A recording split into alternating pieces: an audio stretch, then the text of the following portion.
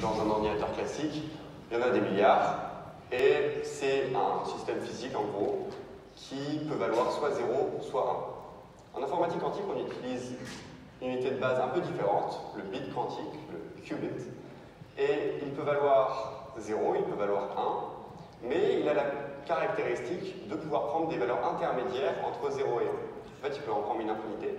On peut le mettre dans un état indéterminé ou superposé, dans lequel il a une probabilité de valeur 0, une probabilité de valeur 1, et on peut jouer comme on veut sur cette probabilité. Ce qui fait que, d'une part, un bit quantique contient beaucoup plus d'informations en théorie qu'un bit classique, puisqu'on peut jouer comme on veut sur cette valeur de probabilité.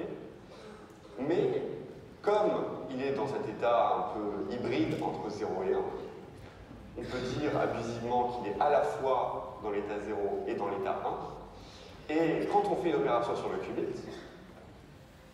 on agit à la fois sur le 0 et sur le 1. C'est comme si on faisait deux opérations à la fois, finalement. Il y a un deuxième phénomène qu'on utilise dans l'informatique quantique, c'est l'intrication. C'est le fait qu'on puisse lier deux qubits, ou 3, 4, entre eux. Dans un ordinateur classique, deux bits sont parfaitement dépendants. Lorsqu'on change la valeur d'un bit, ça ne va pas changer la valeur de ceux qui sont à côté. En informatique quantique, quand on change la valeur d'un qubit, on peut faire en sorte que ça change également la valeur des qubits qui y sont liés. Donc on a vu que quand on a un qubit, une opération revient en fait à en faire deux. Lorsqu'on a deux qubits qui sont liés, faire une opération peut revenir à en faire 4.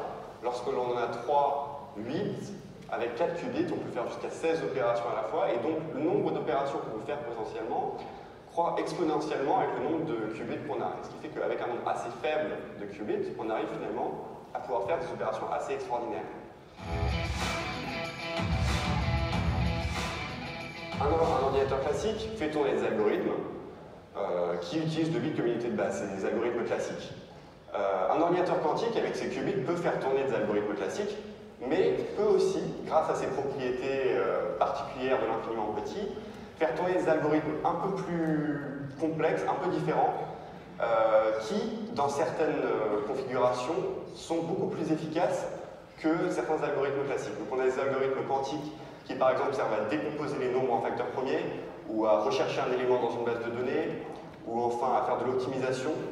Et ces algorithmes quantiques sont plus efficaces que n'importe quel algorithme classique. Grâce au fait qu'un qubit puisse contenir beaucoup plus d'informations qu'un bit classique, on a beaucoup plus de possibilités, et le fait de les lier par intrication permet de décupler la puissance de calcul. C'est vrai que pour l'instant, on n'a pas dans nos salons des ordinateurs quantiques. Il y a plusieurs raisons à cela. La première, c'est qu'on n'a pas besoin d'ordinateurs quantiques pour la plupart des applications du quotidien. Les algorithmes quantiques ne dépassent les algorithmes classiques que dans des cas assez particuliers. Finalement, on n'aura pas besoin, même dans 50 ans, pour la plupart des applications, d'ordinateurs quantiques. La deuxième raison pour laquelle on n'a pas des ordinateurs quantiques partout, c'est que c'est assez difficile de créer et de maintenir un qubit. Difficile à créer parce que, comme les qubits utilisent des propriétés de l'infiniment petit, c'est des objets très précis, difficiles à construire et à maintenir, parce que lorsqu'un qubit est exposé à son environnement, lorsqu'il y a une interaction à son environnement, par exemple lorsqu'il reçoit de la chaleur ou de la lumière, il perd ses propriétés quantiques. Et donc, pour qu'un ordinateur quantique fonctionne, il faut l'isoler de l'extérieur, donc le mettre dans le vide, et à une température proche du zéro absolu, ce qui est impossible à faire en dehors d'un laboratoire.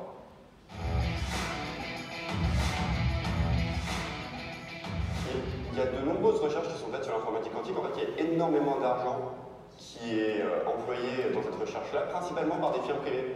Il y a Google, IBM, Microsoft, qui ont lancé des énormes projets de recherche sur le sujet. Donc, il va probablement y avoir des avancées. Malheureusement, pour nous, c'est assez difficile de savoir où en sont ces progrès, parce que, comme ce sont des firmes privées, elles donnent des informations sur leur recherche un peu au compte-gouttes.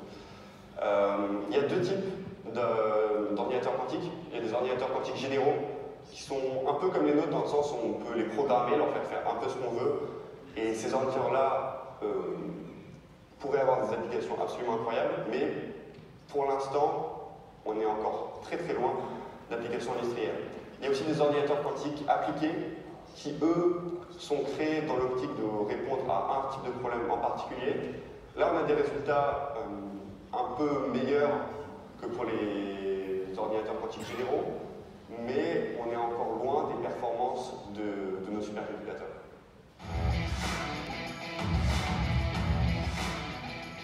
Je pense que les gens ont fondamentalement peur de ce qu'ils ne connaissent pas ou ont des fantasmes sur ce qu'ils ne connaissent pas. C'est la raison principale pour laquelle les gens ont ces craintes et ces espoirs vis-à-vis de l'ordinateur quantique. Il y a une raison pour laquelle on pourrait légitimement avoir peur de l'informatique quantique. C'est à propos d'un algorithme qui s'appelle l'algorithme de Shor et qui permet de décomposer un nombre en facteurs premiers. Alors ça pourrait paraître absolument anodin, sauf que le système que l'on utilise pour crypter la plupart de nos transactions, la plupart de nos échanges sur Internet, c'est un algorithme qui se base justement sur cette arithmétique de nombre premier.